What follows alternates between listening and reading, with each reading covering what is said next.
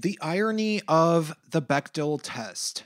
Feminist movie analytic tool. Hey, it's Prince of Queens, and I know somebody had to have had this thought before, but I'm gonna make it into a short video anyway, which is about the Bechdel test, which I haven't seen anybody really criticize. The Bechdel test is supposed to be some sort of simple barometer for how feminist a film is, but from what it would seem like, the criteria that makes something pass the Bechdel test is completely removed from how feminists actually really behave in real life. If people are unfamiliar, the Bechdel test was coined by a lesbian comic artist and writer named Alison Bechdel, whose books I remember actually liking pretty well as a kid. Her comic Dykes to Watch Out For is pretty entertaining and depicts a world full of relatively happy and entertaining lesbians that seemingly almost never encounter men. Despite the fact that this hasn't really matched my experiences with lesbians all that well, as they are largely seemingly unhappy people, I can appreciate the fact that she's a good writer that was able to keep me entertained and made me feel like I related to a few characters, even though I had nothing in common with any of them in terms of my immutable traits. That said, at some point, she came up with a game called the Bechdel test, which is this. You look at a movie and you think about whether or not there is a scene where there are two or more women talking about anything that isn't a man while they are alone. If there is a scene where there's women talking about something that's not a man, then the movie passes the Bechdel test. If it doesn't pass, then presumably it's misogynistic. Now, granted, I can definitely see the point that she is making, which is that female characters should talk about things outside of the men in their lives, even if they aren't full-on lesbos that don't actually really know any men, like in Alison Bechdel's comic, Dykes to Watch Out For. However, here's the problem that I'm having with this as it relates to feminists in the current year.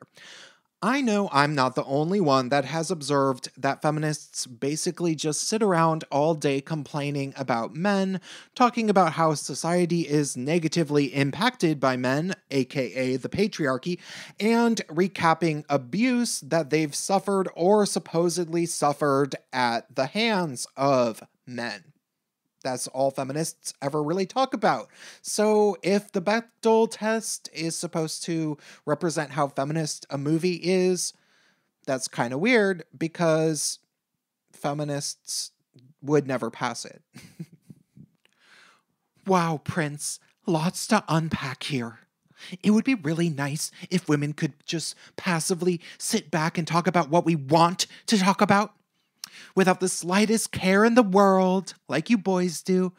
But maybe if you tried living as a woman for a while and had to worry about fighting every day for your life to avoid being raped and murdered, you'd have a little bit more compassion, you callous neckbeard. All right, Delphina. I believe my friend Michelle Obama said it best when she said that... Wait, sorry. Oh, fuck, where's my Bloody Mary? Okay, I'll level with you, kid. Off the record. Alison Bechdel was a lesbian third-wave feminist that was seemingly unaware that I was going to try to take over the world, so she thought that she could just be a content separatist without having to infiltrate every aspect of government, which happens to be dominated by men. Feminists have to talk about men constantly in the current year because I gave them orders from the top to try to overthrow every male in a position of power everywhere in society. Does it make more sense now? Sure, Hillary, but maybe that's how it should be. The separatist part, for women that don't want to talk about men.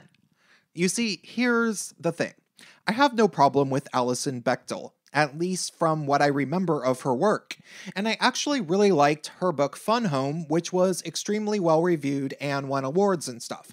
I think of Alison Bechdel as a cool, empowered woman as an individual because she practices what she preaches. And sure, I do think that people should perhaps think about writing female characters that talk about stuff besides men, at least for a while in their plots. Though not necessarily if it doesn't suit the story, because forcing it seems rather arbitrary.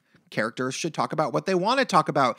And women do like to talk about men in real life. Regardless, I feel like the Bechdel test is really a statement based around Alison Bechdel's own life as a lesbian and how she sees her type of life reflected in media. And if she or any other woman legitimately wants to base their social spheres around mostly hanging out with women, I have absolutely zero problem with that. Just as long as they are pleasant when I see them at the park or the coffee shop. The same goes for gay men. Gay guys should be allowed to mostly hang out with gay men, but they shouldn't hate females and get so paranoid that they might end up trying to smash the matriarchy, though I've never heard of any gay guy that was like that. Most gay guys I know like women pretty well. Problem is, a probable majority of lesbians totally hate men, want to smash that patriarchy, and certainly the majority of feminists are like that. So while the Bechdel test might hold some merit and be a good basic measuring stick for how much female depth there is to a movie, it certainly isn't a good measuring stick for how feminist a movie is. Because the day that feminists stop talking about men will be the day that I have vaginal intercourse with Alison Bechdel. That's all I have to say for this video. Stay tuned.